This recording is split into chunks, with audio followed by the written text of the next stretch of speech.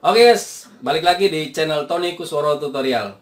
Kali ini saya akan memberikan tips render cepat untuk kalian yang memiliki spek laptop pas-pasan. Kalau spek laptop kalian mumpuni, RAM-nya besar, memorinya besar, mungkin tidak ada masalah. Tapi khusus untuk kalian yang memiliki laptop yang RAM-nya kecil, semuanya serba spek pas-pasan lah. Nah, di sini saya akan memberikan tips bagaimana cara render lebih cepat dari biasanya. Kalau saya lihat di medsos itu ada orang mengeluh gitu kan, mengeluh render dia selama 5 jam sekian menit. Ketika ditanya untuk durasi video yang berapa lama, cuma 3 sampai 4 menit. Durasi video 3 sampai 4 menit, rendernya sampai 5 jam lebih sekian menit. Itu luar biasa, lama sekali. Kayaknya ada sesuatu yang nggak beres gitu. Apakah dari laptopnya atau apa? Nah, di sini saya akan memberikan tips untuk kalian agar render kalian tidak memakan waktu yang lebih lama. Ini cara saya sendiri ya. Mungkin untuk cara para senior ataupun apa mungkin ada yang lebih baik, tapi kalian bisa praktekkan dulu cara saya ini. Nah, kalau saya pakai laptop yang cuma 14 in. Ini Lenovo IdeaPad 320, RAM-nya cuma 4 GB, nggak begitu besar. Tapi selama saya membuat video tutorial dengan laptop ini, itu lancar-lancar saja, tidak ada masalah. Sedangkan aplikasi yang berjalan, Adobe Premiere dan aplikasi lain yang berjalan secara bersamaan. Tapi tidak nge-lag, tidak apa gitu. Ya, Alhamdulillah, lancar semuanya gitu. Nah, apabila kalian ingin tahu bagaimana cara untuk render lebih cepat sesuai dengan tips saya ini, oke, simak videonya sampai selesai ya. Ya, ini dia tipsnya. Simak sampai selesai. Oke teman-teman, kita mulai saja untuk tipsnya ya. Anggap saja di sini saya akan mengekspor video ya. Pada saat kita akan mengekspor video itu kan kita akan melakukan proses rendering. Nah, proses rendering inilah yang membutuhkan waktu ataupun durasi yang lumayan lama gitu. Karena proses rendering itu kan untuk menyatukan berkas. Nah, di sini saya ada video yang durasinya 7 menit 19 detik. Kita akan mengekspor video ini ya. Nah, untuk mengurangi proses rendering yang lama untuk langkah awal, pada saat kita pengeditan, di sini ada garis merah. Ini garis merah ini ada 1 ataupun 2 harus kita hilangkan terlebih dahulu supaya tidak memberatkan pada saat proses render. Dengan cara untuk menghilangkan garis merah ini, sebelum kita ekspor, kita tekan enter dulu ya. Kita tekan enter dulu untuk menghilangkannya. Kita akan menghilangkan garis merah ini dengan tekan enter. Artinya kita mencicil render sebelum render secara keseluruhan. Kalau kita cicil kan akan lebih cepat nanti pada saat kita akan merender secara keseluruhan.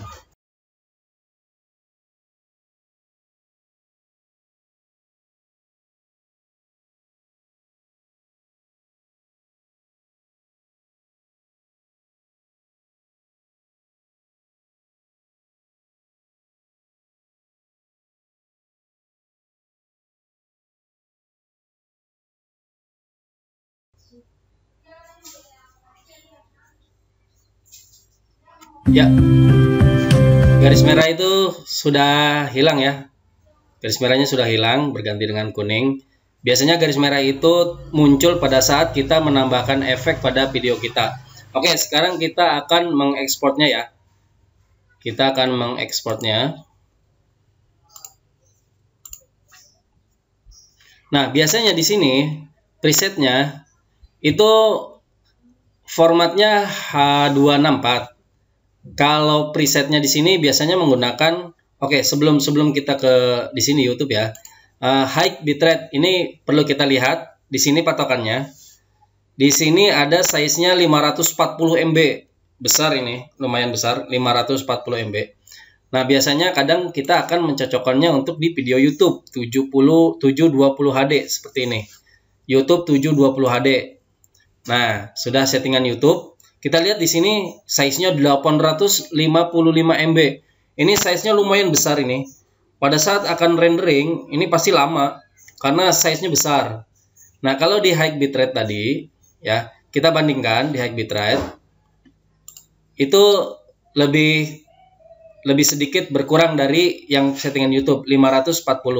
Ini proses renderannya pasti lebih cepat dari yang settingan YouTube tadi gitu.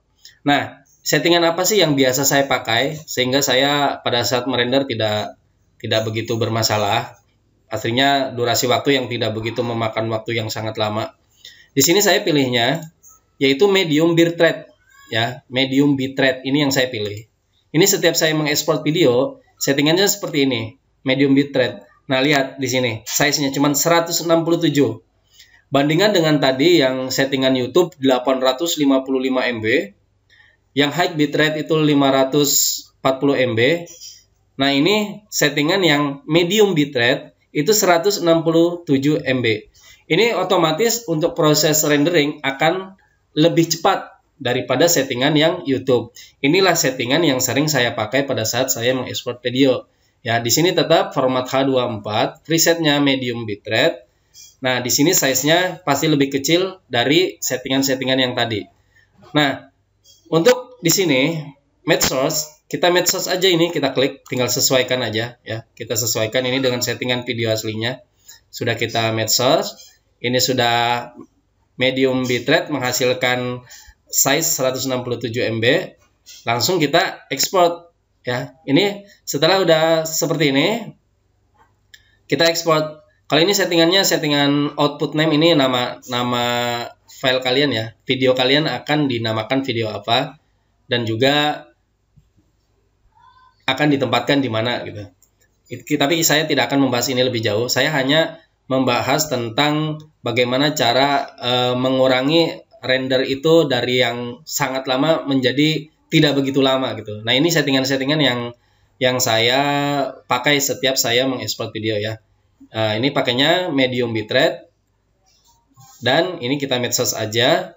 Kemudian di sini menghasilkan size ukuran yang lebih kecil sehingga proses renderingnya agak cepat ya, nggak terlalu lama kita menunggu gitu. Kalau kita di sini seperti tadi diberi settingan YouTube itu 855 MB hampir 1 giga, wah udah bisa kebayang itu renderingnya membutuhkan waktu yang lama ya gitu.